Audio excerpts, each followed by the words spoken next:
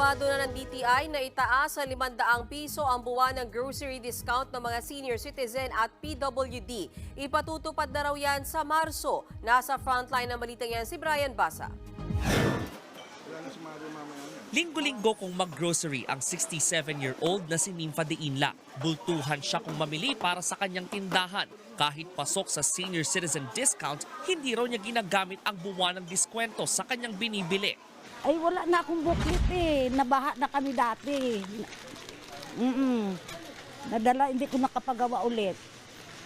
Kailangan may booklet ka eh. Higit 30 piso rin sana ang natipid niya. Ikinatuwa naman ni Nympha ang nakaambang pagtaas ng senior citizens discount sa Marso. Kasunod yan ng pag-aproba ng Department of Trade and Industry na itaas sa 500 pesos ang buwan ng discount ng mga senior at persons with disability mula sa kasalukuyang 260 pesos. Ibig sabihin, aabot na sa 125 pesos ang matitipid nila kada linggo. Ayon kay House Speaker Martin Romualdez, malaking tulong ito sa mga senior at PWD. Ito na lahat ng pinamili ni Nanay Nympha. Nakakahon na at ready nang dalhin sa kanyang sari-sari store. At ito ang kanyang resibo, pagkahaba-haba.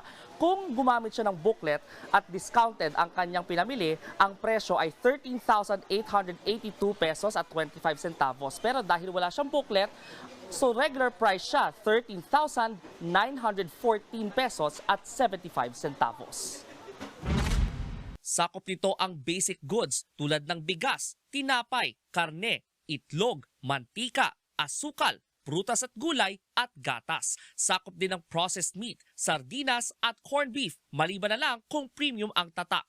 Pero ngayon pa lang, may pakisuyo na ang mga may-ari ng supermarket. Tulungan daw sana sila sa pagbayad ng buwis kung itataas ang discount. Kung hindi, baka mapilitan daw silang magtaas ng presyo ng mga bilihin para makabawi. You can go as high as you want, maximum, no, ng gusto bilhin ng senior citizen or PWD. Basta, allow us to use the discount as, kumbaga, to pay for our taxes, kumbaga, di ba? Kasi kami nag-subsidize nitong discount na to, no? The government is not giving us any support for this. Patuloy pa ang pagsangguni sa iba't ibang stakeholders tungkol sa discount hike.